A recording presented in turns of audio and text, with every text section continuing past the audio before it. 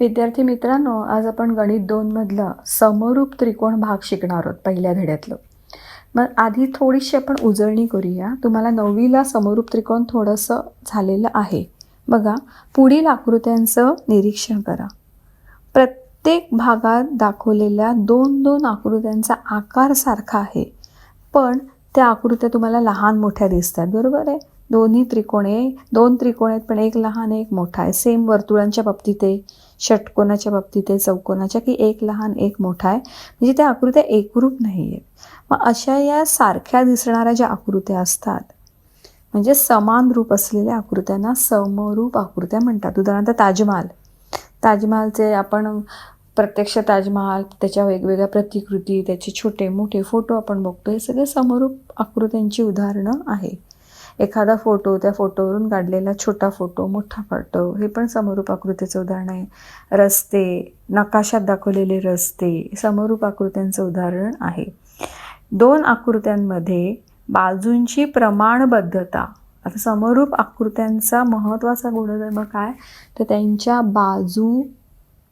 बाजूंमध्ये प्रमाणबद्धता असते. म्हणजे त्यांच्या बाजूंची गुणोत्तरं समान असतात आणि त्यांचे कोन एकरूप असतात. हे लक्षात ठेवायचं. मग आता ह्याच्यावर आधारित आपण समरूप त्रिकोण हा भाग शिकूया, ठीक आहे.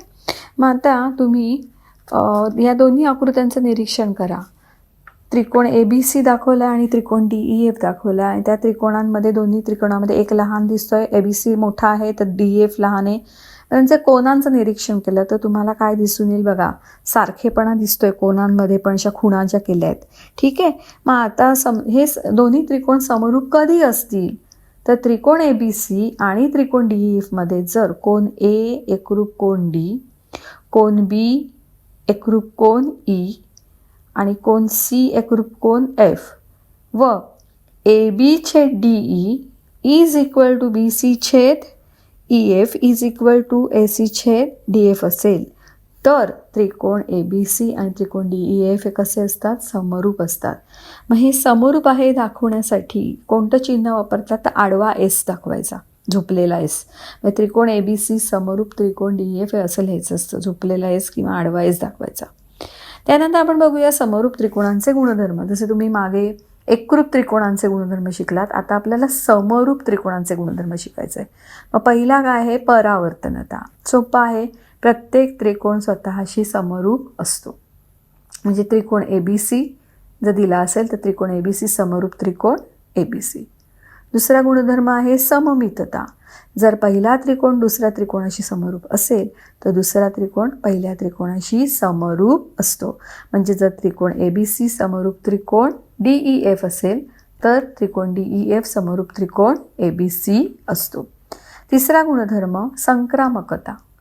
जर पहिला त्रिकोण दुसऱ्या त्रिकोणाशी समरूप असेल आणि दुसरा त्रिकोण तिसऱ्या त्रिकोणाशी समरूप असेल तर पहिला त्रिकोण तिसऱ्या त्रिकोणाशी समरूप असतो. म्हणजे जर त्रिकोण ABC समरूप त्रिकोण DEF आणि त्रिकोण DEF समरूप त्रिकोण GHI तर त्रिकोण ABC समरूप त्रिकोण GHI असतं. सोपं आहे. आता ह्याच्या पुढचा भाग आहे तो आहे त्रिकोणांच्या समरूपतेच्या कसोट्या. मागच्या वर्षी तुम्ही एकरूपतेच्या कसोट्या शिकलात, बरोबर आहे. 8वीमध्ये पण शिकलात, 9वीत पण शिकलात. कोणत्या कोणत्या एकरूपतेच्या कसोट्या शिकलात, बाकोबा कसोटी, बाबाबा, कोबाको, बाकोको. आता आपण समरूपतेच्या कसोट्या शिकणार आहोत. पहिली कसोटी आहे कोकोको कसोटी. बघा, कोन कोन कोन, ठीक आहे. म्हणजेच काय, तर 2 त्रिकोणांच्या शिरोबिंदूंमधील दिलेल्या एका एकसंगतीनुसार होणारे संगत कोन जर एकरूप असतील तर ते त्रिकोण कसे असतात, समरूप असतात. ह्याचा अर्थ समजून घ्या. त्रिकोण ABC आणि त्रिकोण PQR मध्ये, आकृतीमध्ये बघा, त्रिकोण ABC आणि त्रिकोण PQR मध्ये ABC संगत PQR या संगतीत जर कोन A एकरूप कोन P, कोन B एकरूप कोन Q आणि कोन C एकरूप कोन R असेल तर त्रिकोण ABC समरूप त्रिकोण PQR, कोकोको कसोटीनुसार. त्याच्यानंतरची जी कसोटी आहे ती आहे कोको कसोटी. कोको कसोटी म्हणजे कोन कोन. मग आता कोको आहे आणि इथे कोको दिलेला आहे. तुम्ही जर नीट विचार केला तर 2 त्रिकोण जर दिले असतील आणि 2 त्रिकोणांचे 2 कोण संगतीनुसार, विशिष्ट संगतीनुसार परस्परांशी एकरूप असेल, तर उरलेला जो तिसरा कोण आहे तो आपोआप ते तिसरे कोण एकमेकांशी काय होतात, एकरूप होतात. त्यामुळे को कसोटीने त्रिकोण समरूप दाखवायच्या ऐवजी तुम्ही को कसोटीने पण त्रिकोण समरूप दाखवू शकता.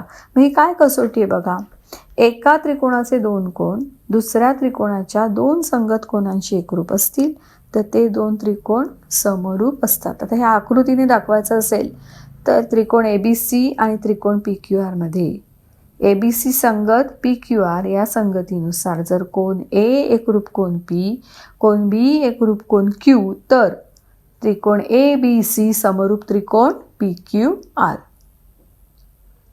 आता पुढची तिसरी कसोटी बाकोबा कसोटी, म्हणजे 2 बाजू आणि मधला कोण.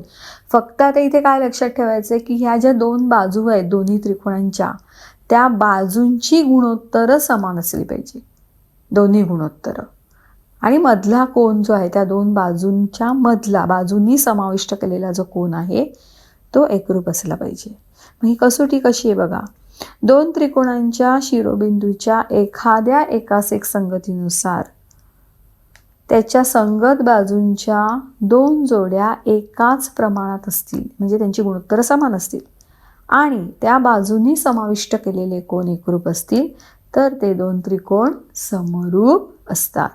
उदाहरणार्थ आकृती बघा, त्रिकोण KLM आणि त्रिकोण RST मध्ये कोण KLM एकरूप कोण RST, KL छेद RS is equal to LM छेद ST. म्हणजे तुम्ही KL छेद RS केलं तर 1/1.5 म्हणजेच काय, तर 10/15 पॉईंट काढलं तर वरती 0 दिला, 10/15 त्याला भाग दिलं तर काय, तर 5 दुणे 10, 5 त्रिक 15, 2/3. बरोबर, KL छेद RS ची किंमत आली 2/3 आणि LM छेद RS ची ST ची किंमत काय येते बघा 2/3. म्हणजे दोन्ही गुणोत्तर कशी आली, समान. म्हणून KL छेद RS is equal to LM छेद ST. आणि या दोन्ही बाजूंनी कुठले कोण समाविष्ट केलेत, L आणि S, हे पण एकरूप आहे. असं असेल तर त्रिकोण KLM समरूप त्रिकोण RST असतं. कुठली कसोटी, बाकोबा कसोटी. आणि शेवटची कसोटी बा कसोटी, बाजू बाजू बाजू. मग काय असली पाहिजे, तर तिन्ही बाजूंची गुणोत्तरं कशी असली पाहिजे, समान असली पाहिजे. सोपं आहे. म्हणजेच कसोटी कशी असेल ही, 2 त्रिकोणांच्या शिरोबिंदूमधील एखाद्या एकास एक संगती जेव्हा एका त्रिकोणाच्या 3 बाजू दुसऱ्या त्रिकोणाच्या 3 बाजूंशी एकाच प्रमाणात असतील तेव्हा ते 2 त्रिकोण कसे असतात, समरूप असतात. ह्याचा अर्थ काय आहे बघा, उदाहरण बघा, त्रिकोण PQR आणि त्रिकोण XYZ मध्ये PQ छेद YZ is equal to QR छेद XY is equal to PR छेद XZ असेल तर त्रिकोण PQR समरूप त्रिकोण ZYX असतं. कुठली कसोटी, बा कसोटी. एवढा सगळा भाग तुम्हाला समजला असेल असं मी आशा करते आणि नेक्स्ट टाइम आपण ह्याच्यावर आधारित गणितं सोडवूया. थँक्यू.